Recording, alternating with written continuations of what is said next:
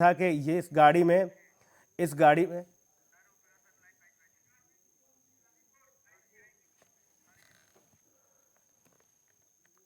इस दरमियान ओम प्रकाश सिंह जी हमारे साथ हैं, पूर्व मंत्री उत्तर प्रदेश सरकार, वो हमारे साथ हैं। समाजवादी पार्टी के प्रत्याशी भी हैं गाजीपुर से। ओम प्रकाश जी, बहुत स्वागत है आपका C10 न्यूज में। शुक्रिया भाई साहब, आपने याद किया। और जी जी ओम प्रकाश जी, महत्वपूर्ण इसलिए हो जाता है आपको लाइन पर लाना, आपकी आवाज उठाना, क्योंकि देख रहे हैं आप स्थिति क्या हो रही है। वाराणसी में एक गाड़ी पहुंचती है संदिग्ध तरीके से और उसमें बड़ी तादाद में ईवीएम रखी जाती हैं, जिस बात की आशंका की जा रही थी कि सत्ता के दबाव में शासन कुछ भी कर सकता है। तो अब जब खेला खत्म न, हो न, गया है न। तो इन लोगों का ये रायता फैलाना शुरू कर दिया इन लोगों ने। देखिए, जो वहाँ का जिलाधिकारी है ना, कौशल शर्मा जी, हम्म कौशल शर्मा जी, वो आदमी अच्छे नहीं है, मैं जानता हूँ। वो सत्ता का चापलूस किस्म का आदमी है। हम्म और वहाँ की जो हरकतें हैं, हम्म आप स्वास्थ्य जी से लगता है कि ये लोग कमिश्नर और डीएम, हम्म हमको लग रहा है कि दोनों भारतीय जनता पार्टी आरएसएस के एजेंट के रूप में काम कर रहा है।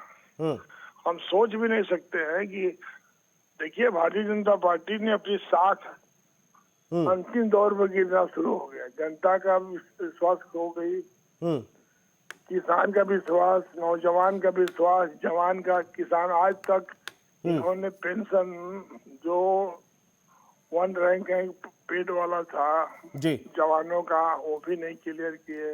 हम्म और जो कहे कि काला धन लाएंगे, वो भी नहीं आया। और नहीं तो आरक्षण को भी धोखा में डाले। जी सब कुछ प्राइवेट करते जा रहे हैं। तो इनका साख बसेन केल प्रकरण किसी तरह हम्म हम सत्ता में बने रहे, हम्म उसके लिए हत्या कराना हो तो बक्सा। अच्छा, ये बनारस में हो गया, जो हम्म प्रधानमंत्री का क्षेत्र है।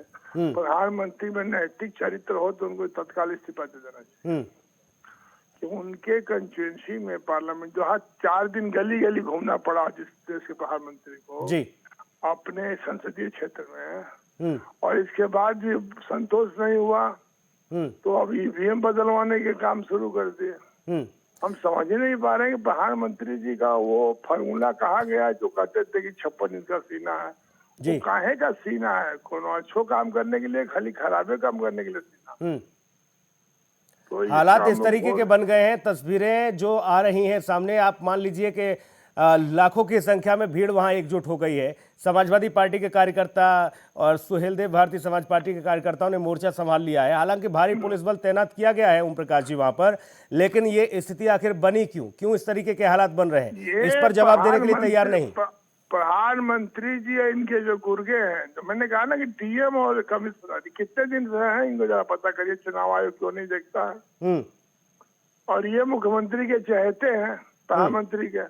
हम्म और इन्होंने ऐसा कोई काम नहीं किया 7 साल में हम्म कि काशी की तकदीर और तस्वीर बदल गई हो। हम्म आप 80 नाला बताइए, नाला हो गई जो 80 नदी थी। हम्म इन्होंने विश्वविद्यालय में बीएचयू में जो 16 आईसीयू बेड है, उससे एक भी आईसीयू का बेड नहीं बढ़ा। हम्म लेकिन भाई प्रधानमंत्री हैं, हम्म झूठ बोलने का सौदागर है। हम्म इतना अच्छा झूठ बोलने वाला दुनिया में हम कोविंद का नाम सुने इतिहास में, जी लेकिन इस देश का प्रधानमंत्री इतना झूठा तो दुनिया में तो झूठों का कुतुब मीनार है साहब। इतना झूठ तो मैंने अपनी जिंदगी में किसी संवैधानिक पद पर बैठने वाले व्यक्ति को नहीं देखा, हम्म जो केवल दिन भर झूठ बोलता हो, सोता हो तब भी हमको लगता है झूठ ही बोलते हो। हम्म ओम तो प्रकाश जी, ये सवाल देखिए इसलिए भी खड़े होते हैं कि बनारस में ये स्थिति देखने को मिली, और ये ऐसा नहीं कि किसी ऐसे ग्रामीण क्षेत्र में जाकर वहां पर ये देखने को मिला हो या वहां प्रशिक्षण देने की बात हो रही हो। ये बनारस में शुरुआत हुई, और जब जागरूकता आप लोगों ने दिखाई, समाजवादी पार्टी के कार्यकर्ता या सुहेलदेव भारतीय समाज पार्टी के जो गठबंधन के लोग हैं आपके, उन्होंने जब जागरूकता दिखाई और उनकी निगाहों से ये चीजें बच नहीं पाई। एक आकलन, एक अनुमान ये लगाया जा रहा है कि भाई बनारस में जब ये खेल खेला जा रहा है इस तरह का, तो बाकी जिलों में स्थिति क्या होगी? वही तो कह रहा हूँ, प्रधानमंत्री के संसदीय क्षेत्र में शर्म नहीं है, लोक लाज नहीं है। अच्छा चलिए, अधिकारियों को लोक लाज नहीं है, इनको तो बेशर्म लोग होते हैं। प्रधानमंत्री जो बहुत शर्म वाले हैं, बहुत ईमानदार हैं, बड़ी चरित्रवान है, इनके बाद चरित्र किसी के पास पैदा नहीं हुआ। ये इतिहास के अंतिम व्यक्ति है जो चरित्रवान है, और सब हम लोग चरित्र के गड़बड़ है। तो मैं इनसे पूछता हूँ कि चरित्रवान को इस्तीफा क्यों नहीं दे देते? हम तो प्रधानमंत्री से इस्तीफा की मांग करते हैं। हेलो, जी जी बिल्कुल, आपकी मैं आवाज आ रही उनसे है मांग करता हूँ जी। कि प्रधानमंत्री में थोड़ा भी नैतिक बल हो तो उनको तत्काल इस्तीफा देना चाहिए। जी। अभी तो फिलहाल फिर तो उनके सबसे पहले कार्रवाई उन लोगों पर होनी चाहिए ओम प्रकाश जी, निर्वाचन आयोग उन पर कार्रवाई करे, उन पर चाबुक चलाए और एक नजीर पेश करे कि देखिए इस तरह की लापरवाही अगर मिली है तो जो लोग जिम्मेदार हैं इसमें, जिनकी जिम्मेदारी बन रही थी। कहिए मैं एफिडेविट के साथ कह दूं, मैं पहले भी आरोप लगा चुका हूँ कि चुनाव आयोग तो लगता है कि सत्ता का, सरकार का जी बेस्या बन के कोठा बन के खड़ी है भाई। उसको आचार संहिता का पालन यदि आप कराना चाहते हैं जी तो कौशल राज शर्मा कितना दिन से डीएम है जी पर जब वहाँ के लोगों ने कंप्लेन किया तो हटाया क्यों नहीं? वहाँ का कमिश्नर भाजपा का एजेंट बन के काम करता है। जी बिल्कुल बिल्कुल। अब आप लोगों का अगला कदम क्या होगा? हम लोग धरना प्रदर्शन करेंगे और हम लोग अलर्ट है। हाँ, मैं तो अभी आप विश्वास नहीं करेंगे, हम अपने बक्सा जहाँ रखा हुआ है उसके ईवीएम मशीन उसके सच सामने खड़ा हो गया हूँ डर के मारे कि ये सब पता ना कौन खेल खेल देंगे। हम खड़े हैं, डॉक्टर वीरेंद्र यादव जी जो पहले विधायक थे, कैलाश जी के पुत्र जी, जो किशन साहू जी है, वो सभी लोग हम लोग अलर्ट हो गए कि जब ये इतने बड़े शहर में भी जब ये खुराफात कर सकते हैं तो इनसे बचाना जान बड़ा कठिन है भाई। नहीं तो अब जो प्रशासनिक अधिकारियों की तरफ से जो जवाब दिया जाएगा उस जवाब से क्या आप संतुष्ट होंगे? जैसे तर्क दिए जा रहे हैं, आरोप तो ये लगाया गया कि धमकाने की कोशिश की जा रही है अधिकारियों की तरफ से।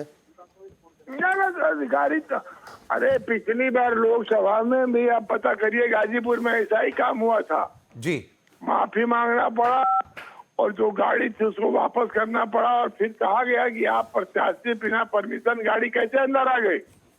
जी, जब कह रहे हो कि परिंदा पर नहीं मारेगा तो गाड़ी कैसे आ गई? ये हार की बौखलाहट से जोड़कर देख रहे हैं क्या ओम प्रकाश सिंह तो जी? यहाँ तक कहते हैं कि जो खाना ले के आने वाली मशीन है इनकी गाड़ी है पुलिस की जी, वो भी बिना चेक किए नहीं ले सकते।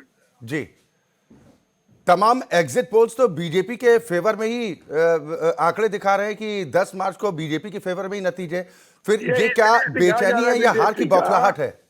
इनको गड़बड़ी करने में आराम मिलेगा और हमारे लोग डिमोरलाइज रहे। ये एग्जिट पोल तो दिखा रहा था बंगाल में कि जीती गई जी, और 100 के नीचे आ गई भाजपा। निर्वाचन आयोग तो ट्रांसपेरेंसी की बात करता है कि हम तो निष्पक्षता के साथ मतदान की प्रक्रिया को संपन्न करवा रहे हैं। ये निष्पक्षता है? जैसा अन्न वैसा मन। जिस तरह देश के प्रधानमंत्री झूठ बोलने में माहिर है उसी तरह चुनाव आयोग भी झूठ बोलने का करीब करीब 80% कला सीख लिया। सरकार के इशारे पर काम हो रहा है इलेक्शन कमीशन की तरफ से, आप ये आरोप लगा रहे हैं? मैं आरोप लगा रहा हूँ, इनके इशारे पर नहीं। हमारे यहाँ 5-5 बच्चियों को आज जज के सामने पुटअप हुआ कि यही आईटी है और इसी से वोट डाल रहा है। एक यादव जज मुसलमान, दोनों को वोट नहीं डालने दिया गया जी, और उनको अंत में जेल भेजवा दिया। हमने कहा भाई कि फर्जी डाल रहा था जी, तो फर्जी वाला कार्ड कहाँ है? बताइए नहीं किया। सीटेन न्यूज ने भी एग्जिट पोल दिखाया जिसमें साफ तौर पर यह इशारा मिलता है कि 10 मार्च को जब नतीजे सामने आएंगे तो समाजवादी पार्टी 262 सीटें जीत सकती है। हालांकि तमाम एग्जिट पोल सामने आए हैं। जा रहे हैं, विश्वास कीजिए, कसम करो आप मीडिया वाले लोगों।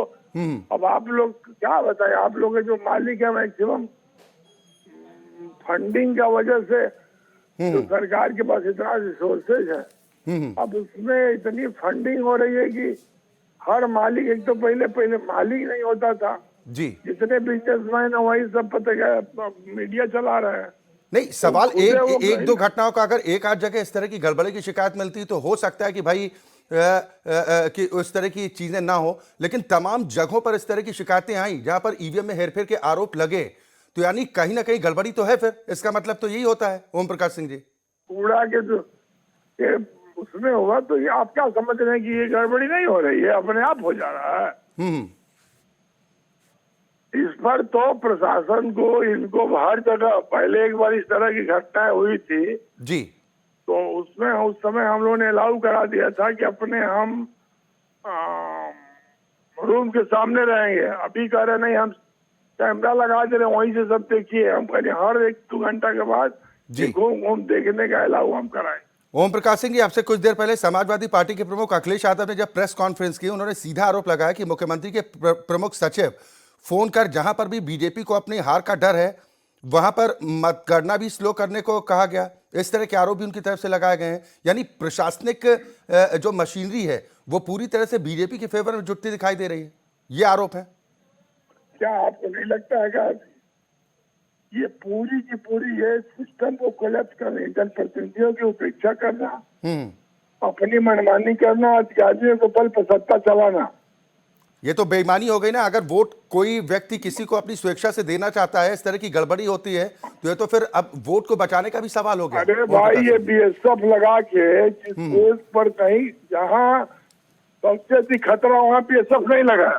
बीएसएफ ऐसे जगह लगा दी है जी जी, जहाँ की कोई मतलब नहीं है वीकर सेक्शन का। खाली बीएसएफ वाला उन्हें घुड़की दिखाना, चमकैया धमकैया, मतलब आप सोच नहीं सकते कि ऐसा काम हो। चले, बिल्कुल, बहुत शुक्रिया ओम प्रकाश सिंह जी, सीटीएन न्यूज के साथ जुड़ने के लिए।